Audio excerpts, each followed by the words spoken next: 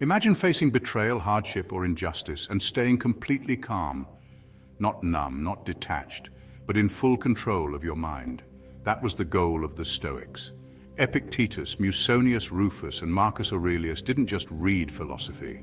They trained their minds to master emotions, even in the worst circumstances. Today we'll explore how you can do the same.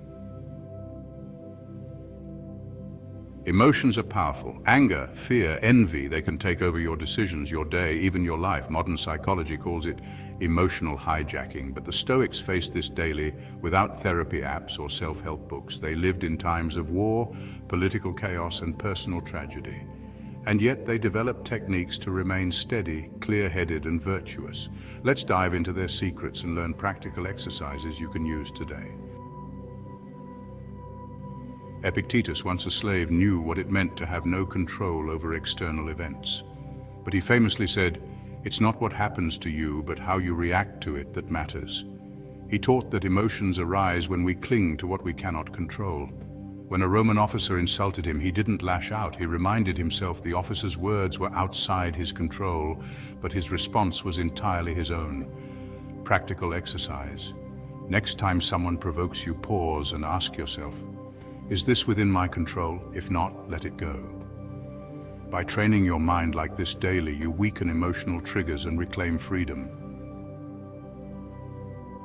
Musonius Rufus, another Stoic teacher, emphasized practice over theory. He believed that philosophy wasn't just to think about, but to live. He instructed his students to face small hardships intentionally. Endure cold baths, skip luxuries, or practice restraint in meals. Why? To strengthen the mind's resistance to larger emotional storms. He would say, difficulty shows what men are. By confronting minor discomforts voluntarily, you build the ability to remain calm in unavoidable hardships. Practical exercise introduces small daily discomforts, cold showers, fasting, or silence periods. It trains your mind to handle stress without panic, anger, or frustration.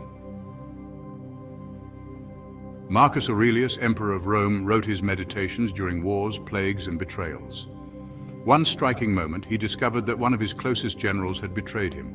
Instead of anger, he reminded himself, if someone does wrong, it is because they are misguided. It is not a reason for me to lose my reason. He practiced self-reflection daily, writing down his thoughts and examining his reactions.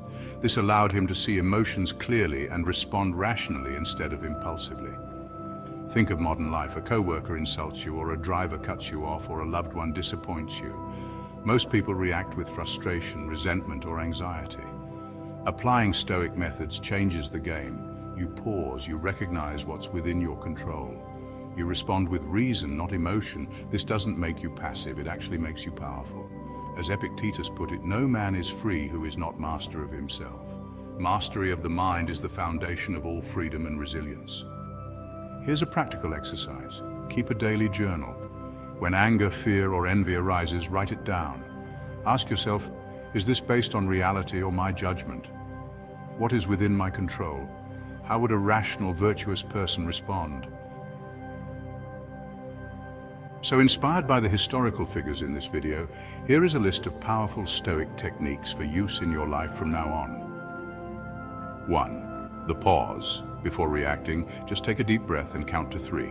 This interrupts the emotional surge and lets reason step in. 2. Premeditatio malorum, or negative visualization, is about imagining setbacks before they happen.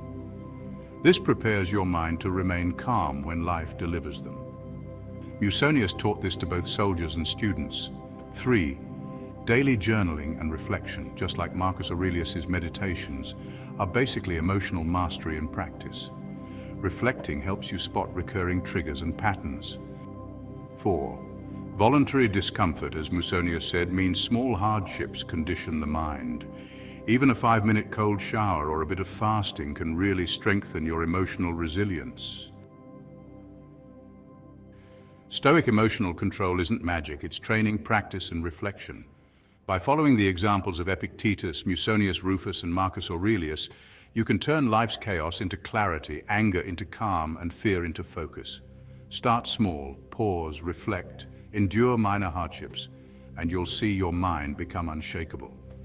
If you want more Stoic wisdom and practical techniques from history's greatest thinkers, subscribe and turn on notifications. Master your mind, master your life.